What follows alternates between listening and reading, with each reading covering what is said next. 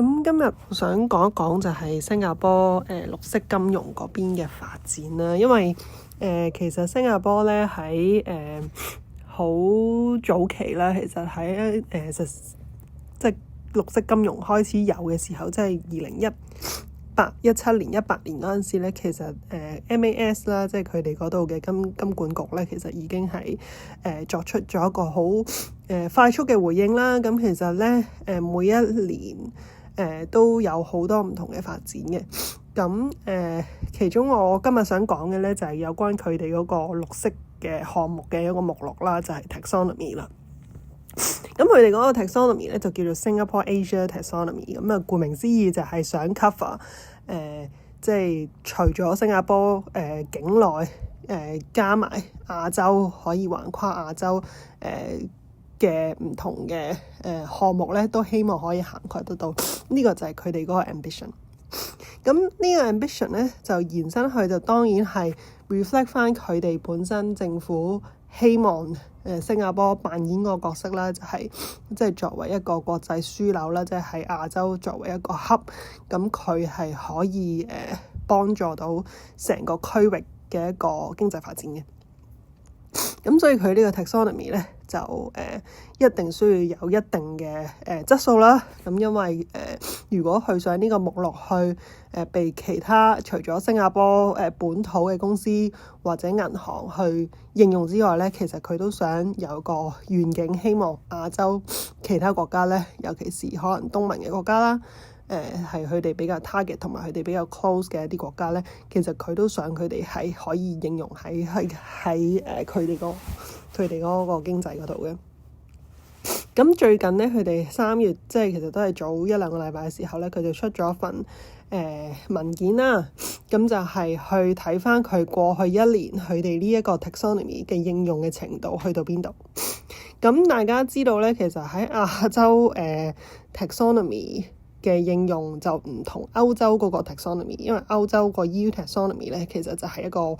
regulation 嘅一個文件嚟嘅，即係一個基本上公司係一定要用嘅文件嚟嘅，係一個法規作為公司需要參考，亦都需要匯報嘅一個目錄嚟嘅，即係話佢哋嘅唔同嘅商業活動啦，究竟有幾多係同 EU taxonomy 綠色嘅項目係align 嘅咧？咁呢個係即係本身taxonomy 嘅一個概念。咁新加坡呢個 taxonomy 咧，其中一個最唔同歐洲 taxonomy 嘅其中一個 feature 咧，就係佢唔係一個 regulated 嘅 framework， 佢只不過係一個voluntary 嘅 framework。咁即係話公司、銀行、業界係可以選擇佢用定唔用嘅。咁面上喺佢出嘅時候啦，即係上年2024年出嘅時候咧，雖然話嗰個質素嗰樣嘢，其實大家都俾到一個肯定佢嘅，即係覺得佢哋嗰個 taxonomy 裡面嘅內容啦，嗰個framework 個 system 係都反映到嗰個業界所需要嘅見到嘅一個情況，點樣為之一個轉型嘅項目啊？點樣為之一個綠色嘅項目？佢唔係即係單純淨係睇一個純綠色嘅一啲 project 啦，咁佢都會涵蓋，譬如有一啲比較natural gas 啊呢類型嘅 project 咧，其實佢都 cover 咗。咁變咗佢有一個幾好嘅一個 starting point 嘅，其實。咁但係由於佢始終都唔係一個regulated 嘅 framework 啦，咁所以其實最後都今年佢就特登出咗呢份文件，就睇翻過往一年嗰個taxonomy 應用嘅程度去到邊度。咁其實就相對透明嘅，因為佢都知道推動呢個 taxonomy application 其實唔係一件好容易嘅事啦。咁佢亦都係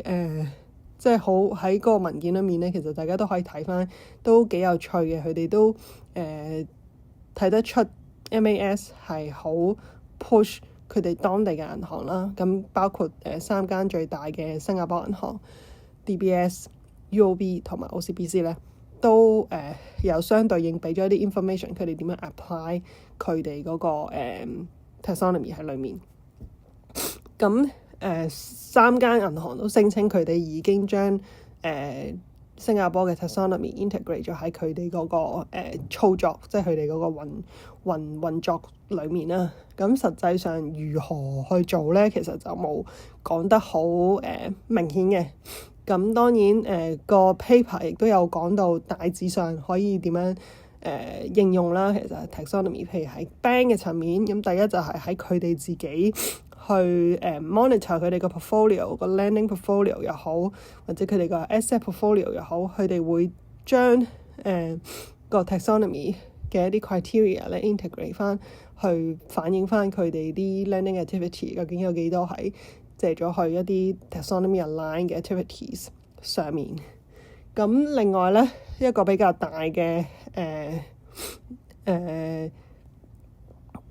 應用嘅地域咧，亦就係喺嗰個 client 嗰個advisory 嗰度啦。咁 through 佢 day to day 嘅一啲 engagement 嘅 activities， 其實 taxonomy 都可以係一個好好嘅 tool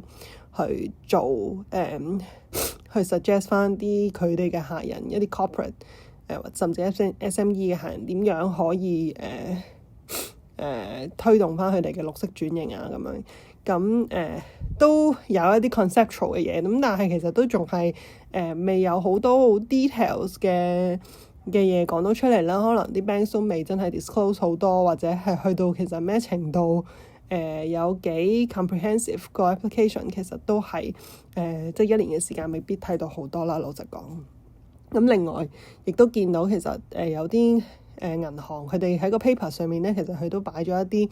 transactions。係譬如一啲 green financing 或者 sustainability financing 嘅一啲 transaction， 係佢哋都有應用個新加坡嘅 taxonomy 喺裡面嘅。咁都我覺得都算係起碼有一個透明度去講翻個 taxonomy 係咪真係有業界係用緊啦。咁顯然就係金管局用佢哋嘅一啲 influence 啦，去希望 push local 嘅銀行去做多啲。咁佢哋都有講馬來西亞銀行，譬如 CIMB 啊、Maybank 啊，其實佢哋都有 take into consider